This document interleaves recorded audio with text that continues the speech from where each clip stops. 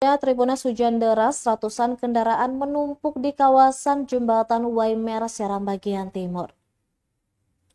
Ratusan kendaraan menumpuk di kawasan Jembatan Waimer, Kecamatan Telukwaru, Kabupaten Seram bagian timur pada Selasa 1 April 2025. Penumpukan itu terjadi lantaran hujan deras yang mengakibatkan banjir sejak pukul 12 waktu Indonesia Timur hingga kini. Alhasil warga tak dapat melintasi sungai pasca ambruknya jembatan pada Sabtu 8 Maret 2025 lalu. Pantauan Tribunnews.com di lokasi tampak luapan air sungai kian deras karena hujan yang tak kunjung reda. Berbagai jenis kendaraan menepi pada kedua sisi sungai. Haikal, salah seorang pengendara yang hendak menuju Kota Bula, harus terpaksa menunda perjalanannya. Ia menyebut jika ada pengendara yang menerjang sungai, sama halnya dengan menyerahkan nyawa. Haikal dan beberapa pengendara sejak siang tadi telah berada di area jembatan. Namun hingga kini mereka belum dapat melintas.